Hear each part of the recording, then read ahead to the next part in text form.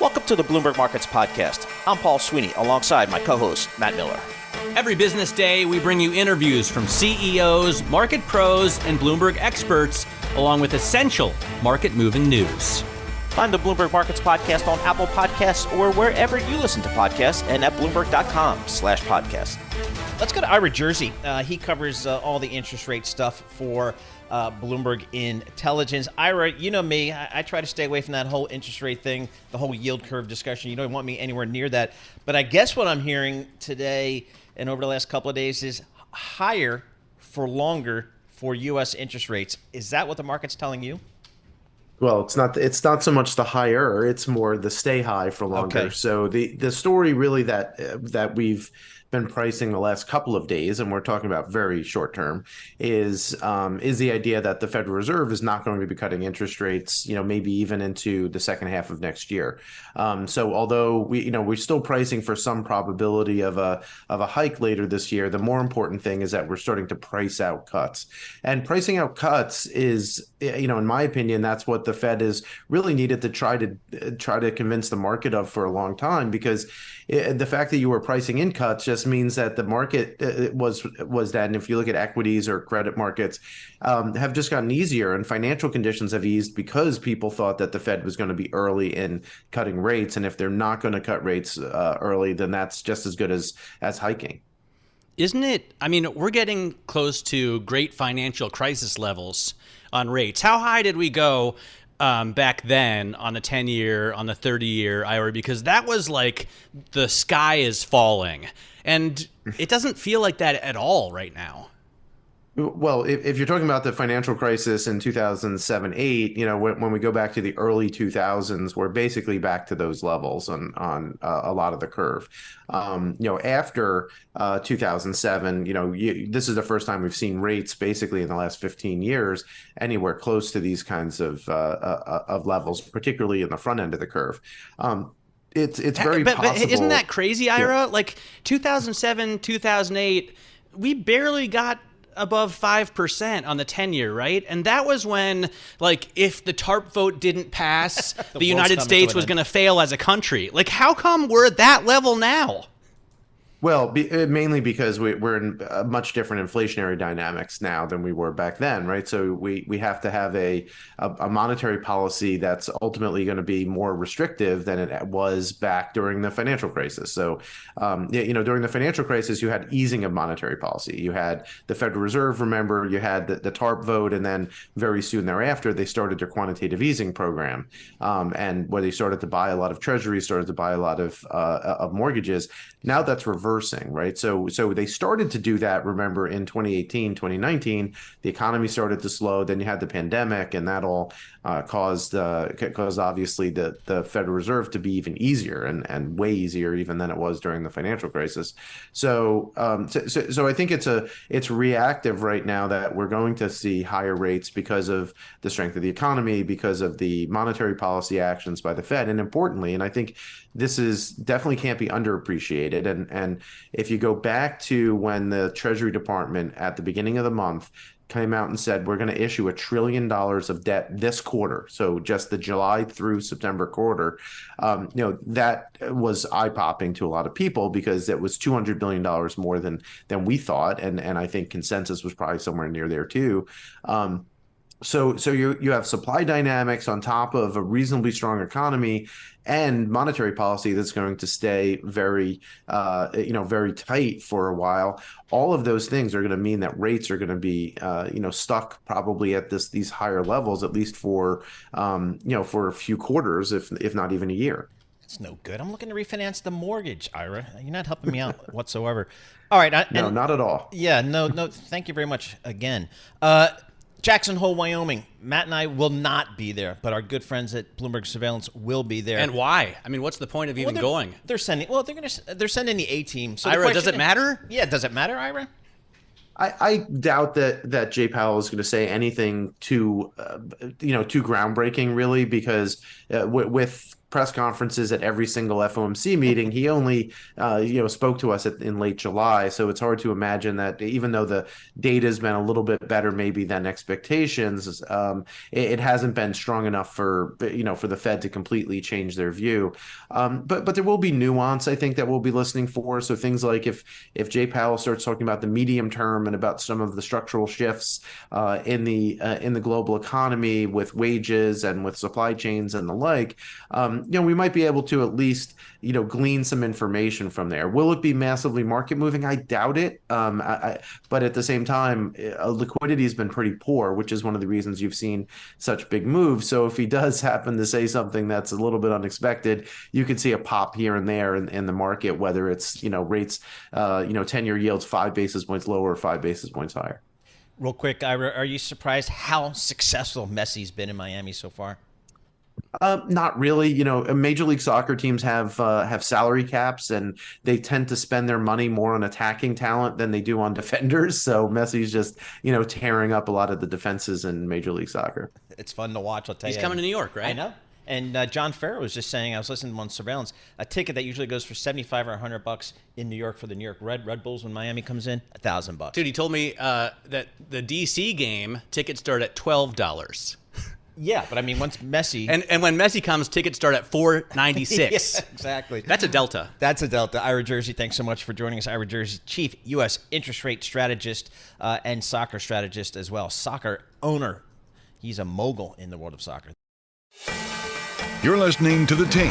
Catch our live program, Bloomberg Markets, weekdays at 10 a.m. Eastern on Bloomberg.com, the iHeartRadio app, and the Bloomberg Business app, or listen on demand wherever you get your podcasts.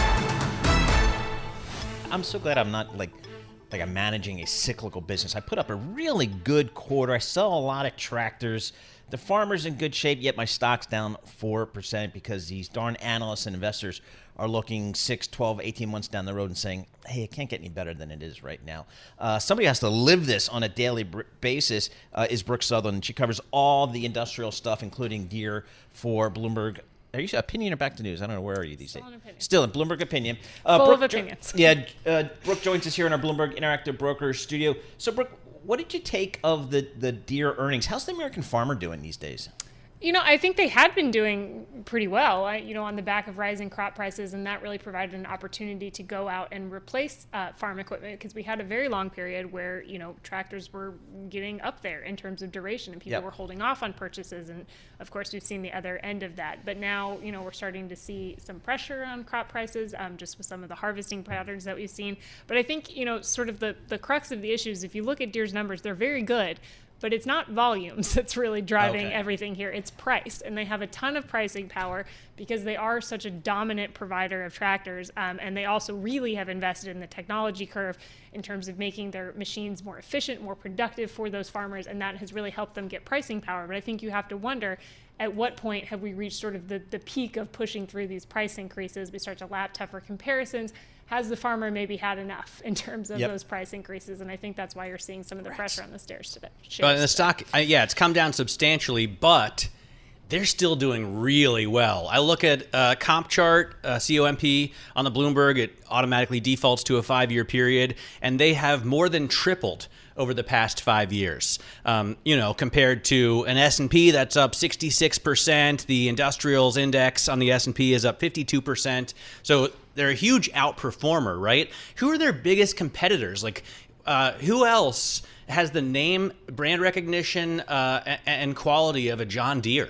I mean, not really anybody, and I think that's why they have so much pricing power. I mean, you do have competitors like CNH is one that people look at. Mahindra, I know, is another tractor maker that people like. Lamborghini actually makes tractors.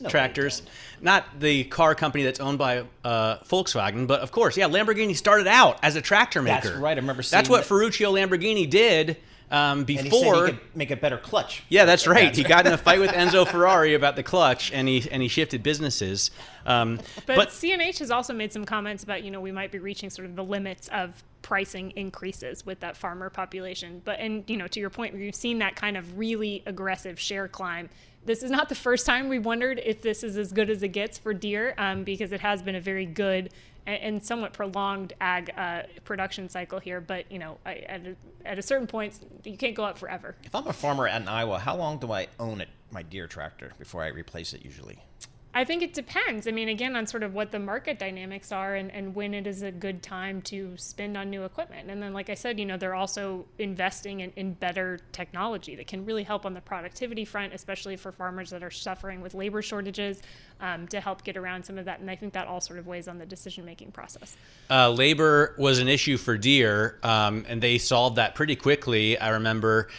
Is that an issue again, or have they dealt with it for the long term and others have to now deal with that same issue? Well, I mean, the thing with these union negotiations is they kind of come back around every Well, that's couple why of I'm years, wondering, because we're seeing it in automotive, right? Right. The UAW right now is trying to negotiate a huge contract with GM and Ford, and you also see, pilots, and in airlines, the unions are getting agitated again. So has Deere, though, is that sort of one tailwind that they've already dealt with this? I think that, to your point about how well Deere has been doing, I think that's one reason why the unions feel so empowered, is that was a pretty significant wage increase when they struck that deal. And then you just look at how successful Deere has been and how much it has been able to increase prices for its customers and ramp up profits, that it was in a great position to shoulder that extra wage cost for those employees.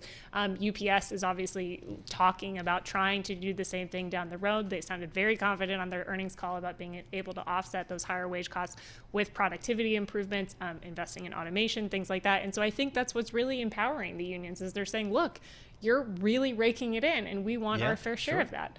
If I'm a farmer in Iowa, again, I'm going back there, and I want to invest in a big tractor, does Deere give me financing, or how does that work? They do have a financing arm, yes. Okay. Because that guy, I mean, like GE, for example, that got to be such a huge part of their business. It's not like that for Deere? Well, GE's now out of that. That's right. Mostly, it didn't work that well it didn't for them. Work out. Well, it worked out well to the They great went financial maybe crisis. too far in Exactly. too many different directions at the same time. But I do wonder, though. I mean, is it a bonus to have your own in-house financing arm when rates rise like this? Because you can find ways to maybe give customers a better deal than they're going to get from their local bank. That was always the argument. I mean, that's why GE got into that business in the first place, and why some of these other companies have these financing arms. But it'll certainly be interesting to see how that plays out as we get further into this interest rate cycle. We've got you in studio, so we're going to just play around here, rip up the script, as Tom Keene would say. U.S. Steel, I didn't even think it was still in existence as a company until the takeover stuff happened. Where are we with that story here?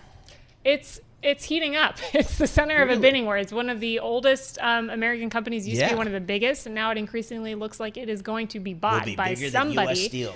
But so here's another place where unions have real strength, right? Is it the case that the union has to support the bid in order for U.S. Steel to be able to accept it? What U.S. Steel has said is that the union does not have a veto over a takeover offer, but they do have the ability to mount a counter offer.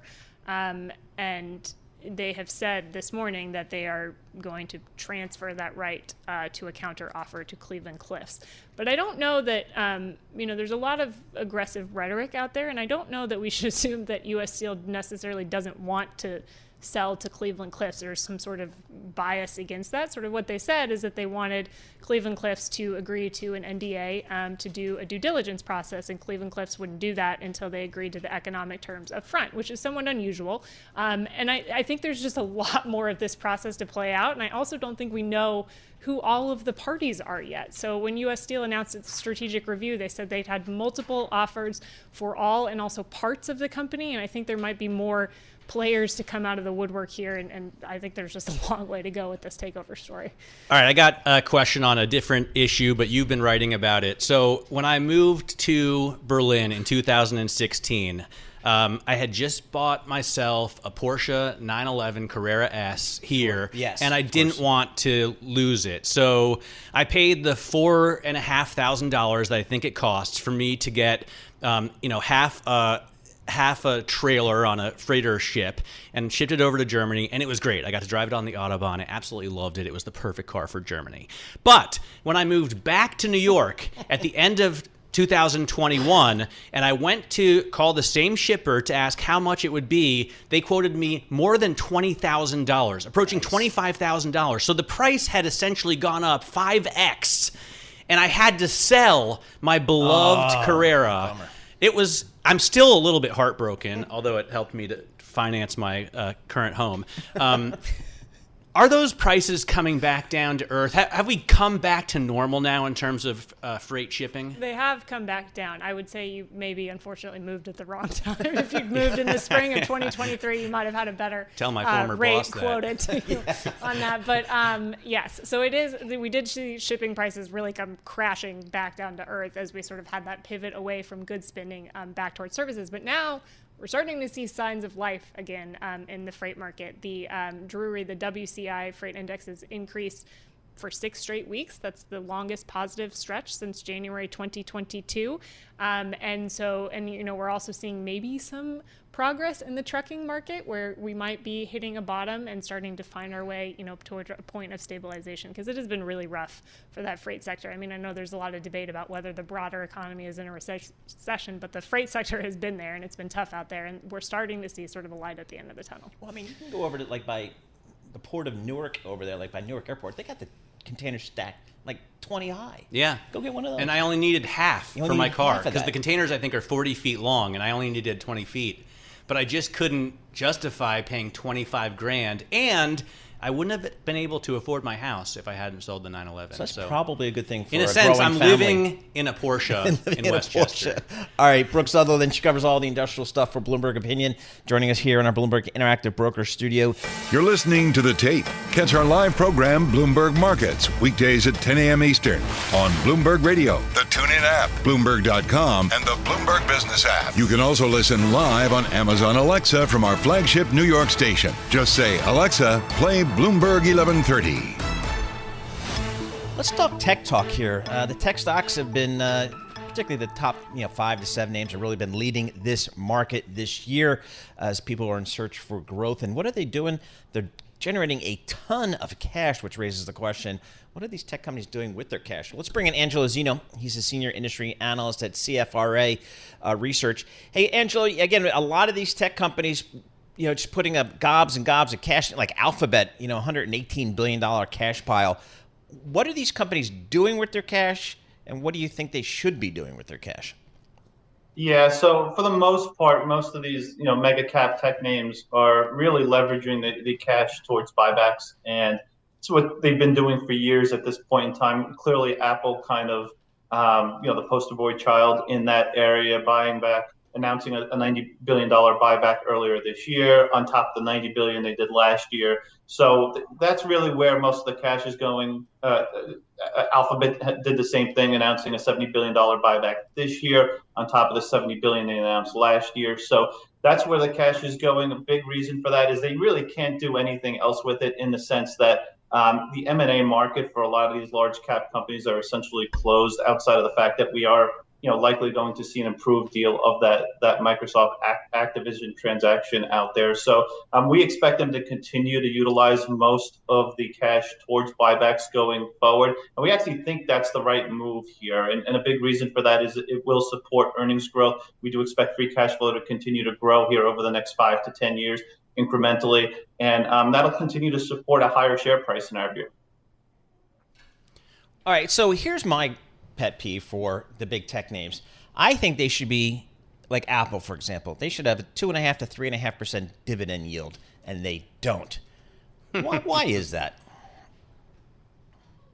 I think there's a perception out there where if you make a move like that, it almost tells you that maybe the growth trajectory of the company isn't going to be as favorable as maybe they believe that it should be. I think they do want to have cash out there accessible in case they were able to go out there and make a big splash out there in the market, get somewhat accretive on the M&A side of things.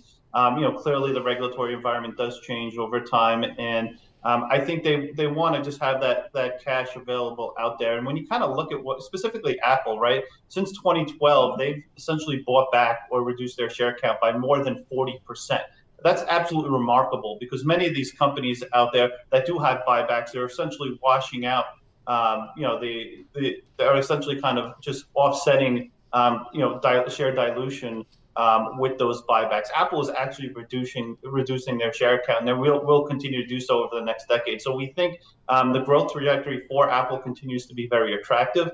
And when you look at a company like Apple specifically, we think that is a stock that continues to be under-owned in many respects, because there are a lot of fund managers out there that can't own 7% of a stock like Apple. So it's really interesting that you continue to kind of reduce the share count while also having kind of this under-owned asset out there. So we continue to think it's the right move, and we think Apple continues to view their stock as an attractive opportunity from a valuation perspective. I mean, I hear this, Angelo, from other analysts as well, that they don't want to send the wrong sign to the markets that they're not a growth company, but Apple should set the tone.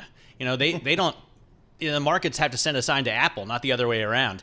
They always have $100 or $200 billion in cash and cash equivalents. I wonder what else they're going to do with the money. I mean, why don't they make a big acquisition? I look at the money they have, right? I guess last fiscal year it was $169 billion. And then I look at a Disney, market cap 157. Why don't they just use it?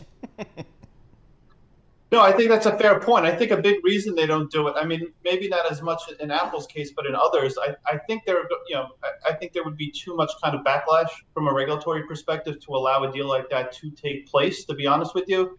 But I think Apple does want to kind of have that cash available just in case they want to make a move like that. But at the end of the day, listen, it's not in their DNA, right? They've never made an acquisition north of $3 billion. We know that.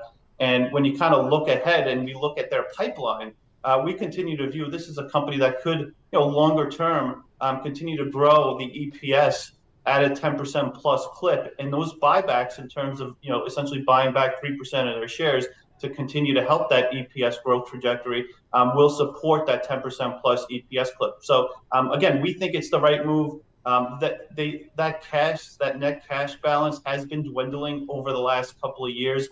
To your point, where they acknowledge that they don't need as much cash out there. But in the same respect, I mean, listen, it's a great problem to have, right? If you're Apple, if you're Alphabet, or any of these other mega cap tech firms out there. All right, Angela, aside from Apple, what else do you like in your coverage area?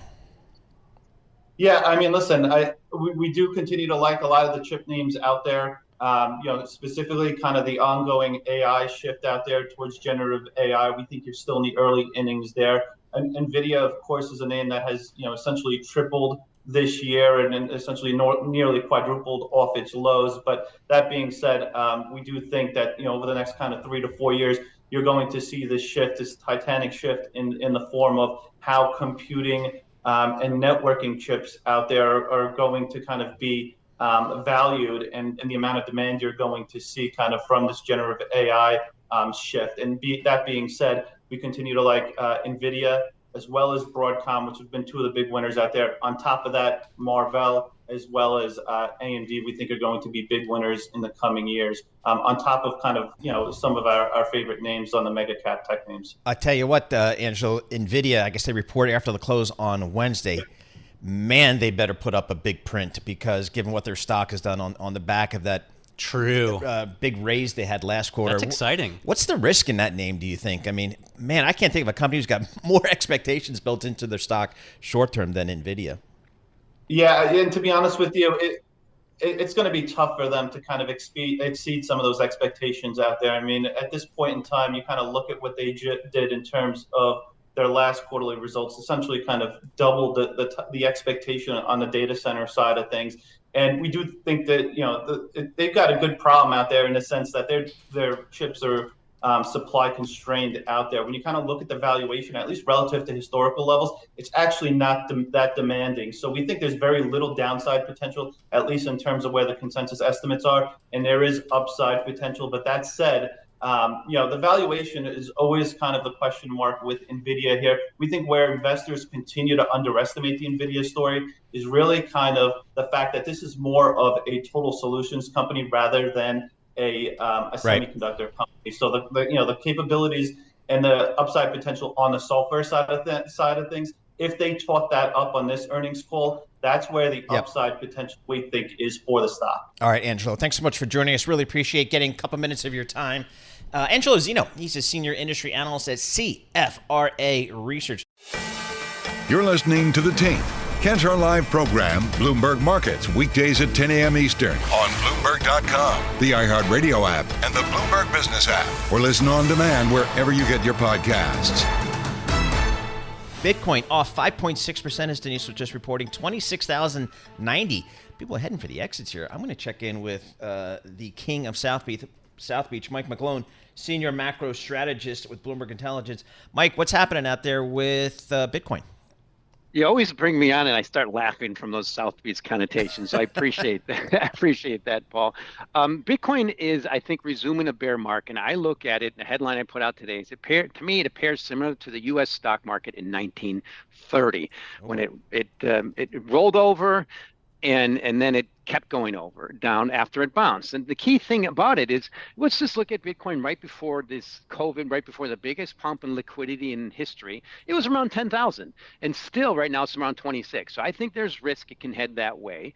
It's the leading indicator. It's one of the most world's speculative digital assets, most significant. But I think that leading indicator is what to me is important for the rest of the market, like the stock market.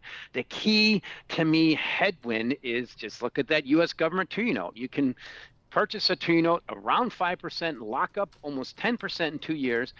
First time you've been able to do that since about 2007. I look at it, every rational person in the planet who's got money and is invested is looking at that and saying, thank you, I'll do that. And I think that's what's happening with all risk assets, and it's just getting started. Is there a concern that Elon Musk has sold a ton of Bitcoin? Didn't I read that somewhere? Yeah, I thought he sold already. I heard SpaceX today, but this is a problem, I think, with Bitcoin. I think in this case, some of these leveraged longs that brought right when the BlackRock announced that they were going to apply for an ETF, it hasn't been approved. The market rallied from about 25,000 to just above 30. We got a lot of leveraged longs in there. I think we're stopping those people out, and they're getting long for the wrong reason, with the hopium that you're going to get an ETF. To me, it's the fundamentals. Yeah, well, it's a word I learned from Bitcoin people and crypto people. It's that hopium, and so now it's a question of what stops this downward trajectory. So one thing I pointed out, I published today, if you just look at a 100-week moving average of Bitcoin, it's rolled over and it's trending downward for the highest velocity ever. Now Bitcoin's only been around about 14 years, and then I think to myself, what stops just normal reversion of the best performing asset ever? And number one thing is the Fed is still tightening. The Fed is still telling you, it's still taking liquidity away. And here's a highly speculative asset that went up a lot. I still think that's the risk it continues to revert. Mike, this sounds for Bitcoin, from what I'm hearing from you, more of a technical kind of thing. Do I look at charts? Do I see where a technical bottom is here? Do I start doing that kind of thing? Well, I view it as the opposite. I was just on a call, and they're pointing all the technicals. People trade it too much. I view it as number one headline is the Fed is still tightening.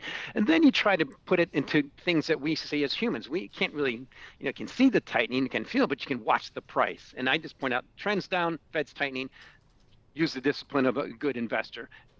Respect the trend. So as far as where it can go, I think people are looking at 25,000 as the first level, and then of course looked at 20,000. I mentioned a level I think it could go back to in a normal recessionary environment, which is the view of Anna Wong, our chief economist. We should be heading towards a recession, which is the indication from the inverted yield curve. And why not go back to 10,000? That's where it was before the Fed. Well, that's where it was hovering around 10,000 right before this massive pump in liquidity with the COVID. Now that liquidity is going away at a breakneck pace. Bottom line is all the lessons of history in assets that pump on liquidity, and when that liquidity goes away, that lessons are that assets usually revert. It's a question of how far. Where do you expect to see Bitcoin in the coming years? I mean, is it possible that we drop back down to 16,000 or even test those limits again?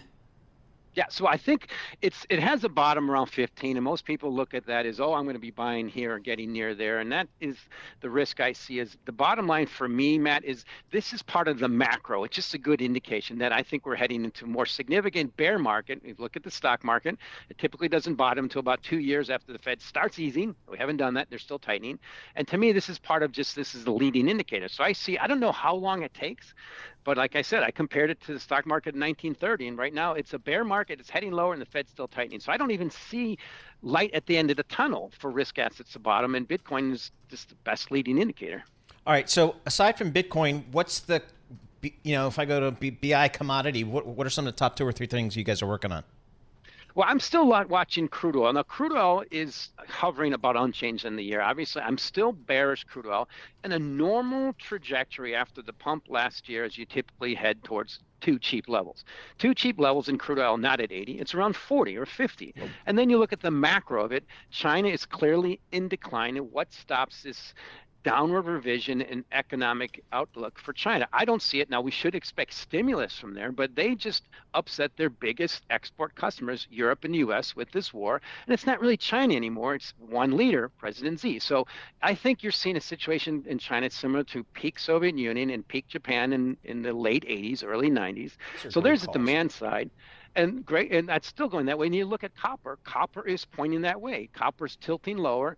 It's right around $3.70 a pound. Its average price for last year, 20 years, is $3 a pound. Now, that shows deflationary forces overall. And I don't see what stops it from going that level. You have to see a major pickup in China. You have to see major weakness in US dollar and Fed easing, typically. They're all going the wrong way at the moment. So I look at this as the early days of a bear market. And then you have to ask yourself is just what happens to all these assets if the U.S. stock market rolls over for a normal recession, and typically it doesn't bottom until we're well into an easing cycle. We're still tightening. So when you're out at the clubbing South Beach, you don't talk commodities, do you, Mike? Please tell me you got a better game than that. Well, I try to avoid the subject, but I have to admit I've been a warning to most people. I just point out, studying history, I've been doing a lot of that lately, is I think we're heading towards the biggest reset of our lifetimes. Now, you just look at property values in Florida. There is no history of major fluctuations in property values in Florida. It looks like there's just starting to roll over what I'm hearing.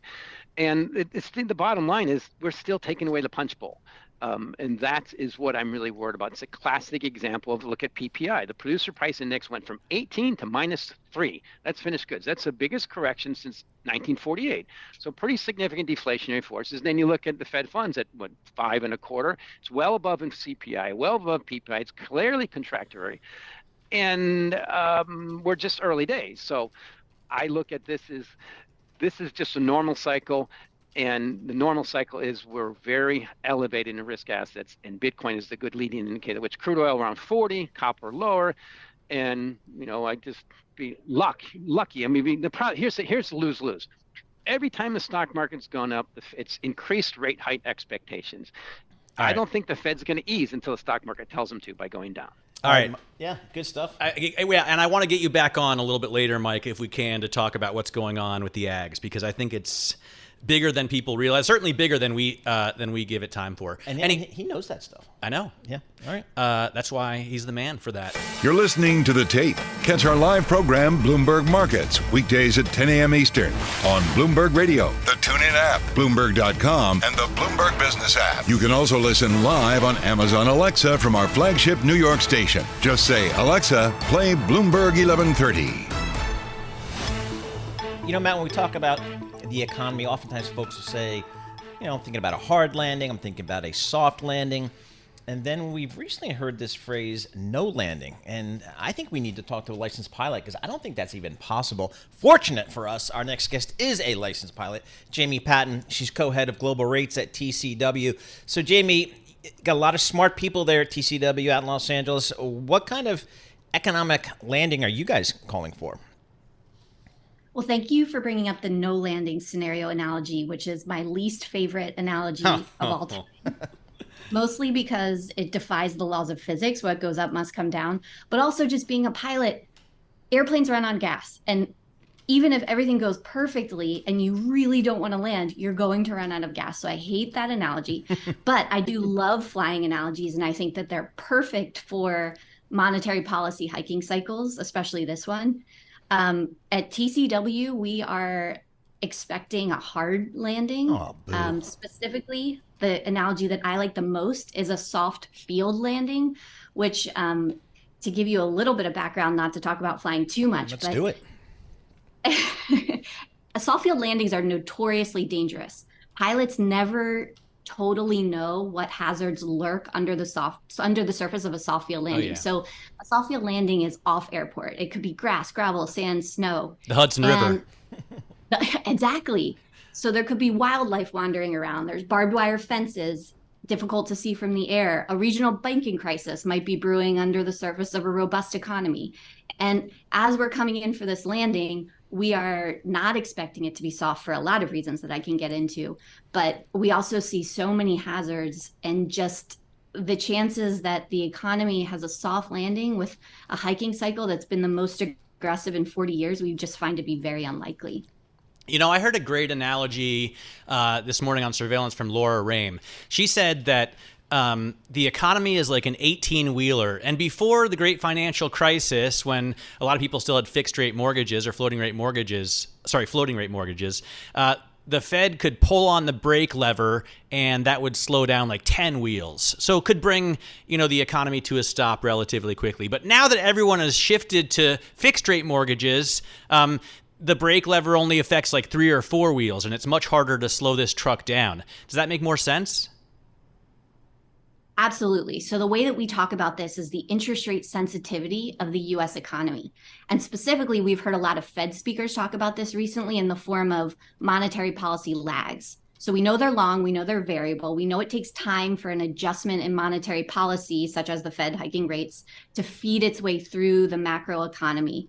But we don't know how long. And recently, these Fed speakers, especially Waller last month, has said the lag should be shorter now because we have forward guidance that feeds into rates markets instantly, and the size of the shock will make the lag shorter. We very much disagree with this. We think that lags are likely to be longer today. Not just the mortgage argument is a really good one. It's an $8 trillion agency MBS market, and less than 1% now is adjustable rate. Prior to the global financial crisis, it was 12 to 20 times that. There are also other reasons that make our economy today less rate sensitive. One is the Fed's $8 trillion balance sheet cushioning the bloat of financial markets. It was $1 trillion prior to the global financial crisis. And also some psychological impacts where the economy really has changed in some ways post-COVID. One thing that we talk about here is labor hoarding. If a company had really struggled to get labor during COVID, prior to COVID, they're also really hesitant to lay off that labor or reduce that labor today. And it's harder to see that in economic data, but one thing you could look at is something like overtime hours, specifically in manufacturing. It's the lowest we've ever seen outside of recessionary times. So what does that tell us? Well, we don't really need this labor, but we're going to keep it around. So maybe we just have them working less and less. And then you might ask, well, why does that all matter? Not just because we need to know when these interest rate hikes are going to impact the economy, but if the Fed thinks that the interest rate impacts are going to impact the economy sooner, and we think that's not true, that means the Fed is very likely to keep rates too high for too long, over tighten, and that would raise the risk of a larger than expected decline in growth and eventually inflation. It supports our long duration position. I also think that's why this no landing scenario gets spread around, where people are just expecting the lag to be short. It's actually long. They think everything is great, but we see it coming crashing down pretty hard just in more like a year instead of 3 months. Man, you guys are brutal out there in LA. I mean, I know you got writer strikes and actor strikes, but man, that's a dour outlook. Not just brutal, a big deal. A massive attraction. If you're doing a tour around the country, you stop at TCW? Oh, that's you build around TCW and Capital Group, and everything else falls into place. All right, so are we going to get any rate cuts next year, Jamie? We do think the Fed will cut rates next year. The market has the Fed cutting rates about halfway through the year. The Fed itself has the Fed cutting rates about 100 basis points next year. We agree. We think that the Fed will wait to cut rates until they are very confident that inflation is heading back down towards their 2% target. And even though they're probably really happy with the progress they've seen in the June and July inflation prints, they still have a ways to go. The last two prints for consumer prices, CPI was 3% and 3.2%. That's 1/3 of what inflation was last summer and 1/2 of what it was even at the beginning of the year, but it still has a ways to go. The Fed's own forecast of core PCE is still 3.9% at the end of the year. So that's really far above their 2% target still. All right. Jamie Patton, that was excellent stuff. We're going to have you back, whether you like it or not. Jamie Patton, co-head of global rates at TCW. Not a soft landing kind of person. Definitely not a no landing kind of person. Kind of suggesting there's a harder landing on the horizon. You're listening to The Tape. Catch our live program, Bloomberg Markets, weekdays at 10 a.m. Eastern on Bloomberg Radio, the TuneIn app, Bloomberg.com, and the Bloomberg Business app. You can also listen live on Amazon Alexa from our flagship New York station. Just say, Alexa, play Bloomberg 1130. Let's talk gaming. That's just a way of saying the casino business, which I love. Charles Gillespie, CEO of Gambling.com, joins us. Charles, thanks so much for joining us here. Gambling.com, tell us about this company. What are you guys up to? Thanks, guys. Great to be here.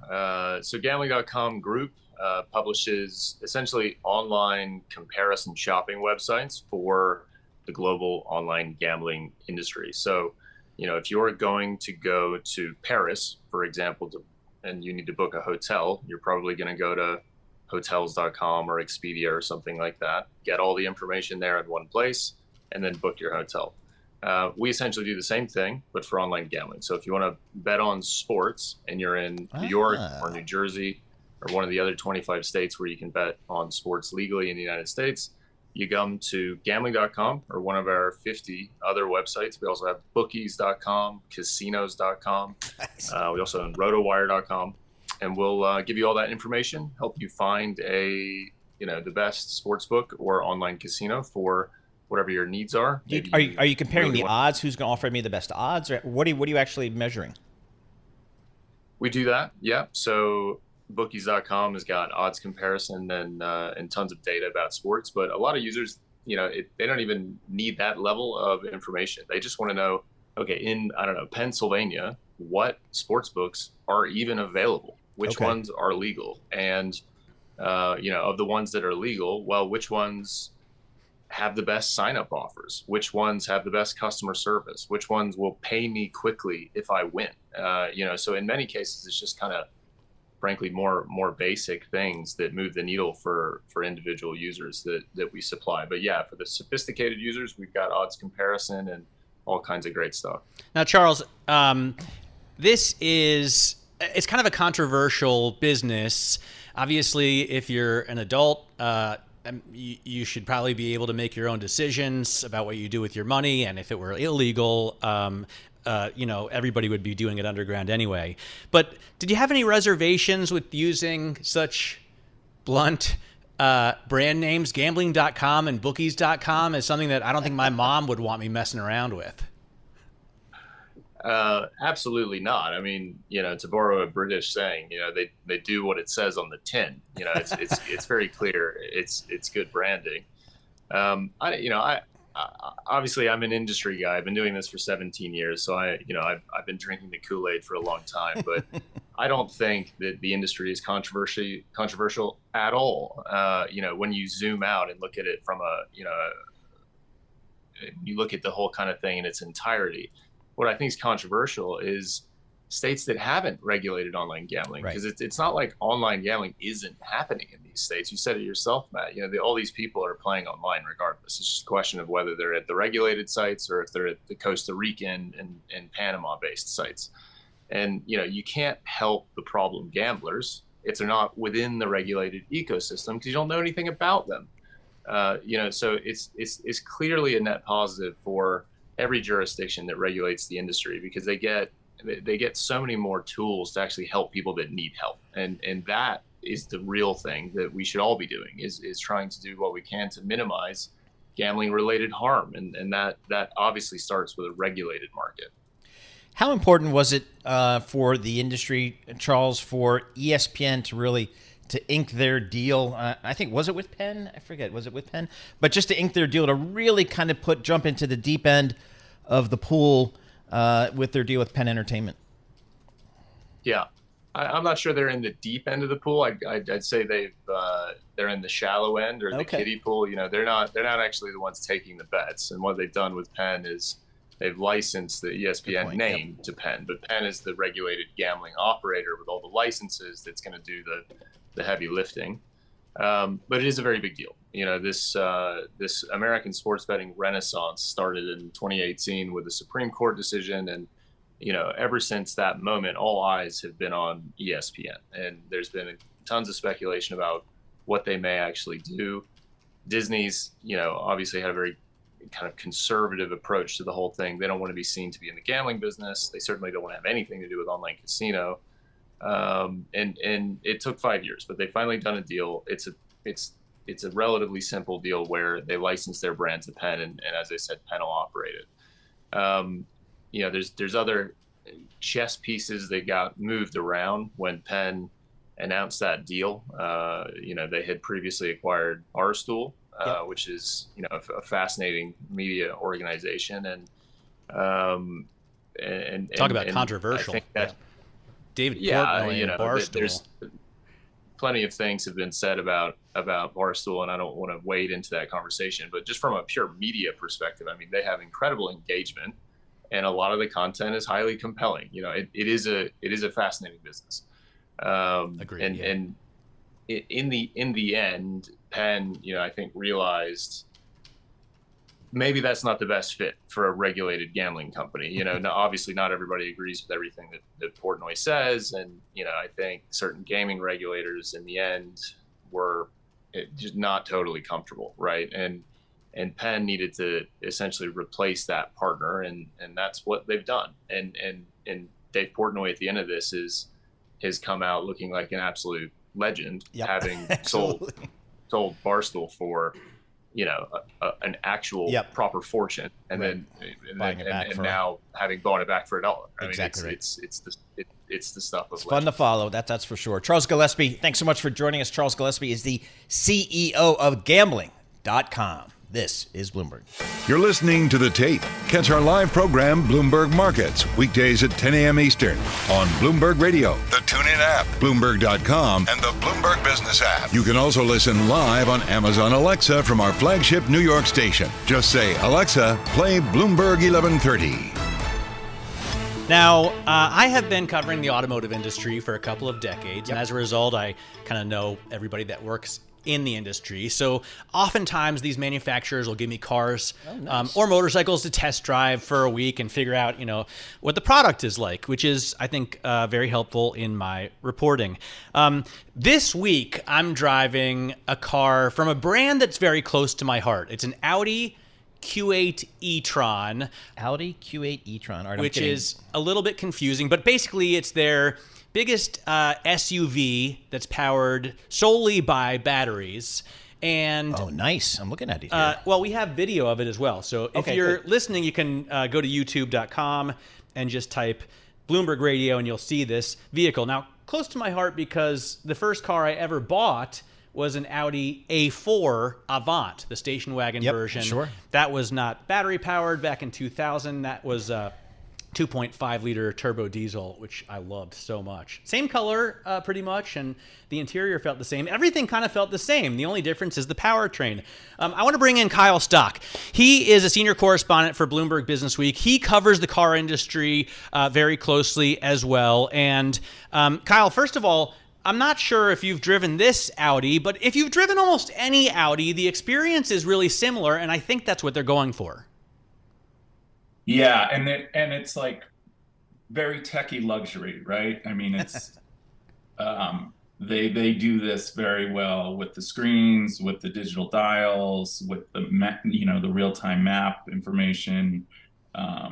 It's a spaceship cockpit, pretty much. It is, but in like an understated way. So they have.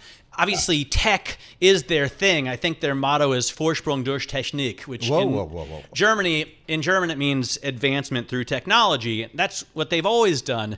Everything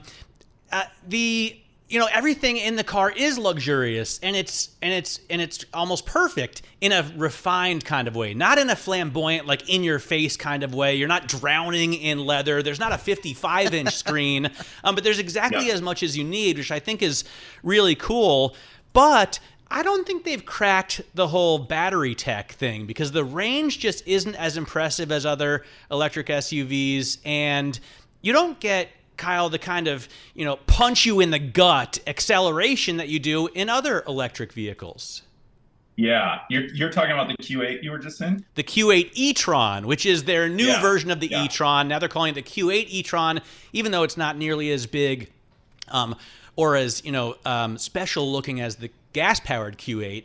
But yeah, they don't seem to have the get up and go that other EVs have, or Why is 300, 400 mile range. Why is that? I thought it isn't an E.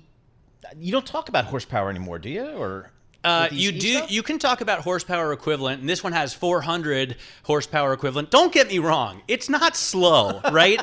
0 to 60 in like 6 seconds, which for a gas car is fast, right? But for an EV, I mean, Kyle, we're looking at the Kia GT EV6 or whatever it's called, does 0 to 60 in 5 seconds. Like these EVs are beating Porsches off the line. Yeah. Well, part of the equation you're seeing here is that Q8, and a lot of the Audis are big cars. For one, they're heavy. EVs are heavy. And the content they put in there is heavy. So, you have seats that massage you. You have all the heaters. You have all the electronics. You have all the, the luxury trappings and trimmings. And that, weighs on a 0 to 60 time. But it is notable that, all the Mercedes electric SUVs are super heavy too. And those things are quick. The BMW iX, which is their new... Like a bat out of hell. Yeah, that's pretty quick. Hey, so Kyle, it's a choose your own adventure. The Cadillac Lyriq is another one in this class that's honestly really nice and kind of understated, like these Audis. They are subtle with their choices. It's not all screens. It's not all, theater and drama and flashing lights. But Kyle, what are the EV manufacturers, what are they really marketing here? Or what are consumers finding important? Is it range? Is it the 0 to 60 that Matt focuses on? Is it screens? What are they really marketing on? So they're really, it's funny. It used to be range. Then it went to sort of charging time, like high-speed charging, you won't have to wait more than 10 minutes. And now it's sort of drifting into this like no compromise zone. Like you can have the giant SUV you want with all the trappings and trimmings, and it will go far enough and it will charge fast enough, and you just kind of don't worry about it, Mercedes, like all the Mercedes electrics, except like the really entry-level ones, have, very impressive range figures. A lot of them are over 300 miles, and they're frank about it. They say if you buy a Mercedes, you don't want to have to worry about range. And then there's another slice of the market that is really going after the performance. Like Matt mentioned, that new Kia GT. Audi has a couple electric GTs that are just kind of bonkers. The Porsche, of course, and they're thrilling to drive. You know what? The funny thing is, and this is the only time I think I've ever said anything like this in my life. Oh, here we go.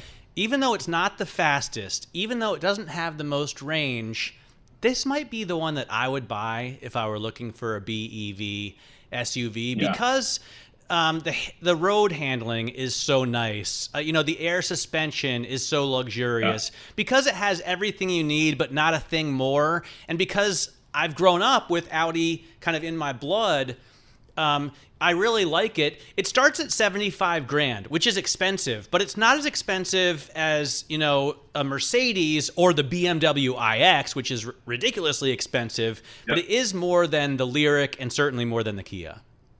That BMW starts at 87. The Lyriq, I think, what's is one Lyriq? of those. The Cadillac Lyriq. Oh, okay. I got you. Okay. Yeah, the Lyriq, that thing starts at basically 59,000. And it's a lot of car for that money. I mean, 59,000, you can get an electric Kia. It's really true. A Nissan Ariya costs about that much when you have the good one. Exactly. I mean, Cadillac's not making a lot of them. It costs extra to get all-wheel drive and the Super Cruise stuff. But that car, there's a lot of value there at that price point. So Matt, why don't you get what's Mrs. Miller driving? She's not driving an EV? She drives a Volvo XC90 T8, and it's a hybrid. It's not a fully electric car. car. Kind of there. And she's so in love with it, she says, you can pry this truck away from my cold, dead hands. Okay, so we're not going there. But, I think it's fine. I would go hybrid as well right now because I don't think the infrastructure is quite there yet, Kyle, for a full EV. And there's such great choices. The Volvo's a nice one, especially for my wife. I like the BMW X5 hybrid because it actually has the inline six, the incredibly refined, BMW engine. Inline six, that's an internal combustion engine. Yeah, but inline six and a 25 kilowatt battery, so it's got both. All right. But what do you think, Kyle, about full EV versus hybrid? I'm all in, man. I think it's there. I think the charging is getting there. You'll see, we're doing a big piece. You'll see it in the next week or two about how much infrastructure went in the past year. Nice. And then the Biden, $5 billion is going into charging in the next 12 months from the Biden administration. Not 12 months, the next probably 24 months. But those stations will start popping up. I live out here in Colorado, so cold weather's a deal, elevation's a deal, wind's a deal. But I haven't had a problem. And I think it's getting there. But I'll tell you, the Goldilocks rig that I really like, Matt, I just had the Mercedes GLE 450E, which is a hybrid and a serious hybrid. So this thing, like standard great Mercedes SUV, goes 50 miles on a charge, which to me is kind of a magic number because you're hardly ever burning gas if you have that kind of range. And you have the gas if you need it, if you're going farther. I love this car. I don't know if you've been in it yet. I haven't tried it out. I definitely would like to. But for now, I've got to give this Q8 e-tron back. And it's a little bit of a bummer because you get in the flashy special cars and they're kind of fun and interesting to drive, but they're also a lot of work. And this Audi, to me, like the perfect car for commuting. It's executive, it's German, and everything you like. All right, Kyle, thanks so much for joining us, and we'll get back to you on this, some more car stuff. Kyle Stock, Senior Correspondent, Bloomberg Businessweek. What is Matt Miller driving? We're going to do this more often because it's always fun to talk cars, and we'll get some smart car people on here. Thanks for listening to the Bloomberg Markets Podcast. You can subscribe and listen to interviews at Apple Podcasts or whatever podcast platform you prefer. I'm Matt Miller. I'm on Twitter at MattMiller1973. And I'm Paul Sweeney. I'm on Twitter at PT Sweeney. Before the podcast, you can always catch us worldwide at Bloomberg Radio.